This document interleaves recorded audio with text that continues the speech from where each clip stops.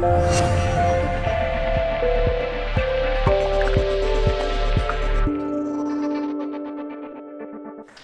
you so much. Thanks everybody for having me over here. It's been a great trip. Amsterdam is in its peak of amazing weather. And I'm from San Diego, so you've kind of given us a run for our money in a place that usually has a pretty good environment. So thanks for the intro. Just once again, my name is Puey. I'm CEO and co-founder of Edge. Now, we rebranded from Airbits. And I'll talk a little bit about the rebrand and the product line and what we do. But at its heart, we are helping people secure keys, both in our own mobile wallet as well as in other blockchain applications.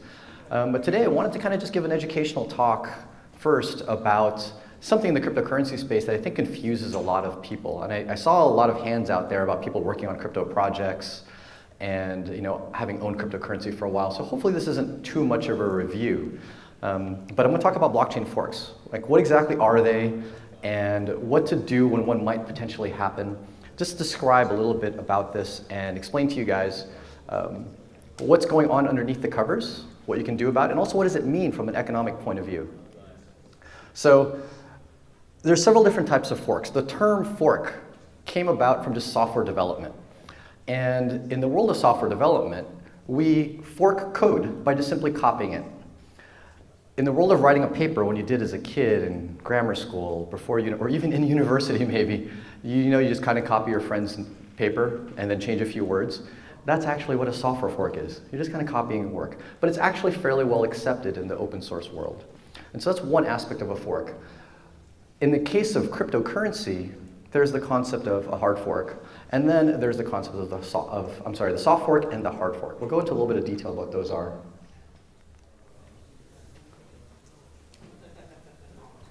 I'm too far away, am I? Here we go. So did I skip a slide? No. Okay, actually what I want to talk most about today is a hard fork, because it's the one that has a pretty significant impact on the funds that you may have in cryptocurrency and what you might have to do to react to such a change on the network. So effectively with cryptocurrency, we have rules. There's rules by what is valid. What is a valid transaction? What is valid money? And a hard fork effectively softens those rules. They make things that were invalid now valid. Many of you might have heard of the block size debate. Well, a large block was invalid, and if it becomes valid, that becomes a hard fork. Main thing, really picky. A hard fork in and of itself is not necessarily a problem, and people don't realize that this actually happens pretty frequently underneath the covers. Blockchains fork where there's a slight change in the blockchain and it starts to diverge, the transactions diverge. But really the important thing is whether or not there is a permanent split. Does the ledger of transactions take a permanent fork in the road where we now have two different sets of transactions, two different balances of money, or do they just somewhat stay the same? In the case of changing the rules of the network, if everybody agrees, then we stay on the same chain. If we don't agree, then we create a fork. And at that moment of the fork, a very interesting thing happens with money that we've never seen before in the economic world. We actually create a starting balance with two different currencies that are completely the same balances, but afterwards, transactions affect one side or the other, affect one currency or another. There's this one threat in a fork that is called a replay attack, and this is a very foreign thing. The concept that if you're making a transaction and you intend for that transaction to be on one network, it actually could happen on another. And so I want to give an analogy of what that looks like. Say I forked the current banking system. Let's pick one, the US. For you to make a payment there, you write a check. Let's just say that's the only way you make a payment, you write a check. But I'm going to fork the banking system, and I'm going to say everyone that has a dollar now has a Paul dollar. And you simply write a check, and you deposit it into this new Paul dollar set of banks, and that will cash it for you. Well, the problem with a replay attack is, if the Paul dollar banking system accepts checks that look exactly the same, then I can take a check that you want to write on the regular banking system, photocopy it, Xerox copy it, and then deposit into the new Paul dollar banking system. And you will effectively send money on both systems. That's called a replay attack. You write one check. Because the blockchain network is fully public, you send out that check with your signature on it. And then someone grabs it and just puts it on the other network. and now you've spent 2 currencies when you only intended to spend 1. Behind the back. Come on. So there's ways to prevent replay attacks, but they require some of the cooperation of the forks and the protocols. And one is what we call mandatory replay protection, where it just happens behind the scenes, and one is called opt-in. And so we'll kind of talk about what are the differences between those two. So in the case of mandatory replay protection, very simple. Let's take that analogy of the check again. All we did is we changed the check format. So if we want to create a new currency, but keep that balance the same at the point when the fork happened, create this new currency, but we changed the rules. This now Paul network of banks and cashing checks says, instead of putting the check on the right side, I'm only going to accept the check if the signature is on the bottom left. You give me a check with the signature in the wrong place, it's not valid on my network. And the nice thing about that is if you write a check for the new network, it's not valid on the old.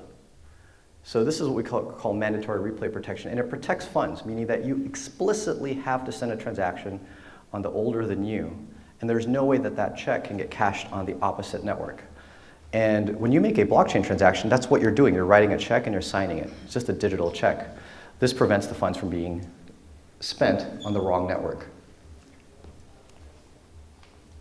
So now there's this concept of opt-in. And the best analogy to this, and there's a few different ways of implementing opt-in, is if the new network says, I'm going to accept checks with signatures in either the old or the new location. And one of the purposes of this is, well, we want to make sure that all the wallets, all the checkbooks, and all the people that are used to signing in the old location, they can still use the new network. But if you wanted to explicitly send your money on the new network, you could by just putting your signature, in this case, on the bottom left, because that's unique to the new network. And this is kind of an opt-in solution. When we saw actually I'll go to the next one. When we saw the SegWit 2x hard fork, that was potentially an opt-in solution. So Bitcoin Cash, this was probably the most popular, well-known hard fork to really hit cryptocurrency. And it was aware of this replay attack problem that hit Ethereum Classic, months, if not a year before that. And so it implemented this concept of mandatory replay protection. They effectively said, okay, we're going to move the signature to a different place. In the actual protocol, it wasn't exactly that, but this is the best analogy. Just change the signature. And so you know if you're spending Bitcoin Cash or Bitcoin. And so hence nobody accidentally spent the funds on the wrong network because the transactions were invalid.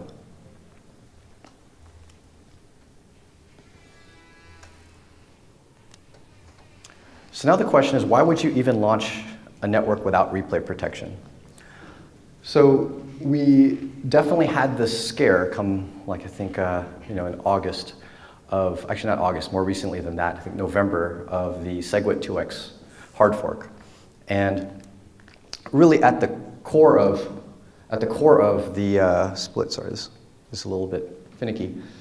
At the core of this split was the concept that we weren't trying to, or at least the people developing Bitcoin SegWit 2x weren't trying to split the currency, they were trying to upgrade it. A lot of people said, why are you breaking it? Why are you not implementing replay protection? Well, at its heart, if you implement replay protection and you say, hey, move that signature to the bottom left versus the right, you break all the tools. All those checks that have been printed that you have in your closet, in your drawer, now don't work. You have to go buy new checks. And in the cryptocurrency world, you have to write new software. And the goal was not to create a new currency, it was to upgrade the old. And that's a debatable thing, but that was the intent of the developers that wanted to change Bitcoin. Hence the reason why it didn't have any replay protection. Their goal was, let's just continue along this path, let everyone agree. But I think as we saw, not everybody agrees. And so that fork died. But the main thing to realize is that this could happen again. There's nothing stopping another team from trying to implement what would be considered an upgrade. And in the process of that upgrade, creating another potential hard fork with no replay protection that you may have to deal with. One interesting topic that comes up in conversation is quantum computing. How many people hear about this frequently? Like, hey, can quantum computing break cryptocurrency? Probably a good number of people hear that. Well, we already have quantum proof signatures. Bitcoin's signature algorithm is not quantum proof, but we have quantum proof signatures. But in order for us to implement it, to the best of my knowledge, would become a hard fork. So if we did implement those, and if it did require a hard fork, it would require everyone actually agreeing. And if people didn't agree, we may have the same threat again of two chains splitting, and you may spend money on one and accidentally spend it on the other. So if this comes up again, whether it's due to the quantum proof signatures or not, what can you do? So before any fork, whether it's one with replay protection like a Bitcoin Cash, or one that's contentious, such as a SegWit 2x, number one thing, own your keys. This is probably the biggest tip, meaning use a wallet where you control the keys and it's not with a custodian. So why is that? If you don't own the keys, then it's up to the person that does own the keys to potentially give you that forked money. And if they decide not to, then you're kind of out of luck. Because really, when you signed that contract with them for them to hold your keys, did they say that they were going to hold your keys to Bitcoin, Bitcoin Cash, Bitcoin Diamond, Bitcoin Pizza, Bitcoin whatever? They didn't really say that that's what they're holding. They said they're holding your Bitcoin, or whatever currency it was. So their ability to uphold all of the different forks is limited. Holy, this thing is really finicky. One extra little tip before a fork. If many of you have used Bitcoin or similar currencies, you'll notice that your address changes, right? You receive some money, the address changes, it's called an HD wallet. Well, it's really hard to extract money from a wallet if you have it in a bunch of addresses. You may have to use a separate tool that you put into a third-party wallet that you've never used before. And that tool can extract out these different fork coins. But to make it easier and more compatible, the one format that all of the wallets support is a simple private key, a single address private key.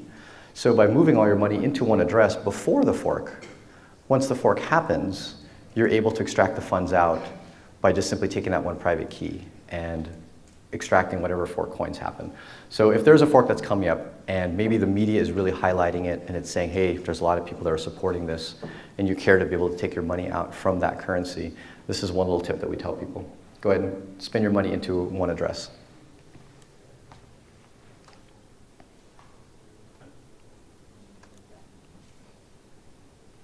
Keyboard. Yeah, let's go to the keyboard here. Sorry, I'm out of the camera. I know people wanted me a little bit closer. And when it comes to the very dangerous fork of one that doesn't have replay protection, probably the single biggest tip I could say is just don't spend your money and actually contact your wallet provider. Because there's a few, if in case there's maybe some opt-in replay protection that they could implement, almost certainly anything that the wallet provider could do, they can't do right away. They can probably do weeks after a fork. So the best thing I would say is the funds that you don't want to touch, put them in storage that you don't need for a while and listen to the wallet provider, whoever it might be, whether it's a hardware wallet, software wallet, Edge, Airbits, any of those, and follow kind of what they're saying before you try to move the money, because there is a chance that if you do try to move the money, you'll spend on multiple chains and multiple ledgers. Now I'll come up with kind of what exactly does this mean, this whole forking, and what is it doing for economic freedom? And so at a concept level, I'm very fascinated about these forks, these blockchain forks. They're doing something that we've never ever seen before in economy, monetary policy, is it's allowing us to compete between currencies with a starting ground that is much more level of a playing field. We've always had history of competing currencies, whether it be from different countries, gold versus silver, but we've never been able to effectively airdrop onto the existing owners of money a new currency. Now you still have to compete and increase the value of that new currency. You still have to help drive utility to it. But from the viewpoint of getting it out there into the ecosystem, we've never seen this before. And can it really change the way we decide on what currencies will become kind of the gold standards over the course of the year? It's possible. Many people really, really hate this. It's inconvenient, and it competes with potentially the currency that they currently have. But I ask you, if you think about why cryptocurrency was invented, it was invented to be able to compete against legacy currencies. In essence, the cryptocurrency space has gotten big enough where it also needs competition against itself. And this levels the playing field of competition with existing currencies because you now have that freedom to fork and change what you want. You can argue and try to improve. Sometimes that's successful, sometimes it's not. But now we have that option to actually fork, change code, as well as change the compatibility, the rule sets of a new currency. Oh, does it work now? Yeah, I think Better? so. Yeah. Okay, cool. Got one too far, I think. Got it. Okay. So a little bit about what we're up to relative to forks and our company Edge. So our company started as Airbits about 4 years ago, as was being mentioned, as a simple Bitcoin wallet. But what was not so simple was the fact that at our core, we wanted to make key management, private keys, very simple to the user. Make it such that people didn't have to deal with the backup, restoration, encryption, and security of the keys. And we just recently rebranded in October of last year to Edge, and then launched a new application, Edge Wallet. And we took that same security model and made it apply to multiple blockchains, as well as to multiple applications, ones that we build, as well as ones that potentially other developers build. In the spirit of supporting the different forks, we do support Bitcoin, Bitcoin Cash, and several other blockchains, and this list isn't very complete. We've added several blockchains since kind of creating this list. At its heart, though, is the piece that kind of makes us Edge, which is the way we secure keys. And the way we do that is through automatically encrypting data as soon as a person creates an account. We want to make sure the key management feels like just what you would do with a regular website, with a regular application. Create an account, a username and password, and that automatically encrypts the keys on your device so that no one can access it but you. It's not a hosted wallet, but it automatically backs it up in case you lose your phone. Automatically synchronizes it between the devices for just general data recovery. There's also password recovery. That is a very, very unique offering. In the world of encrypted data, it's fairly non-existent to be able to recover a password that encrypts data for you. And then for convenience, two-factor authentication that's invisible to the user. You enable it and you're done. And what we've done is we've taken this aspect of Airbits and Edge and we've deployed it as a platform for other apps to use. So if you're building a decentralized app, I saw a lot of hands go up and say, hey, you're working in the blockchain space. If you're building a decentralized app, you are building a wallet and you just don't realize it. Because that app probably has keys, it needs to talk to a blockchain, and that user has to somehow secure and back up those keys. And so you can apply Edge, the SDK, into your app and secure the keys, much like several of our partners are doing. So Augur, Endorse, OpenLedger, they're integrating Edge's new SDK to provide their users with a very, very familiar user experience to be able to secure and back up keys. One aspect of this is while it's much easier in those apps for them to create an account, they don't have to write down 24 words and whatnot, they just simply create an account. We took it one extra step further. We thought that creating an account is still tedious if you have to do it for all these different apps. Well, we created a single sign-on, and we call it Edge Login. So one account that you create inside of our mobile app, Edge Wallet, can actually sign into these various apps with just a scan of a barcode. And that creates an encrypted wallet inside the app, and it backs it up and links it to your one Edge account.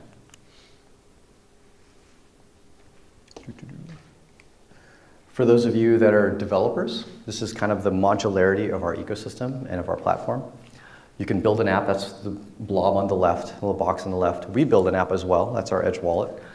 And then you can use the account login UI library. So you don't have to write any of the UI for a user to log into your app, it's all written for you. And then the core of the SDK actually encrypts and backs up the keys and provides the two-factor recoverability, all of that. And then optionally, there's actually these blockchain plugins as well. So your app can actually transact on various blockchains, Bitcoin, Litecoin, Ethereum, and several others through the SDK, and you don't have to deal with talking to the blockchain and querying it. The SDK all does it for you. And all this runs inside of your app. This is not an API talking to our servers and trusting our servers. This is software that goes in your app and knows how to deal with complex things like UTXOs and balances and crafting transactions and signing transactions, all inside of your app. And it's all open source, it's on GitHub. It's still under our old company name, github.com, Airbits. One thing that we're really excited about, from the viewpoint of cryptocurrency freeing us from custodian access to money, freeing us from the third party that we need to transact money, the concept of what the cryptocurrency space is building with helping us own money is also helping us own keys. In that sense, it's also helping us own data. And that's one thing that Edge and our platform can do. You can build an app that has absolutely nothing to do with cryptocurrency. All it does is secure data. And it does it where only the user can see the data. And we see a lot of use cases for this. That data could be private keys that we can use to authenticate to IoT devices. They could be not keys at all. They could be our financial information, such as what you would put into apps like FreshBooks, QuickBooks, Quicken. They can be our healthcare records, so that only we see them unless we choose to share it with someone else. And then just our personal information. Password managers are similar to this. An Evernote that is client-side encrypted, no one sees that data. And I think Evernote was recently compromised, so anything you put on there is now out in the public on the dark web. And that would be a different case if apps like that were built that used a platform like Edge to secure data on your device.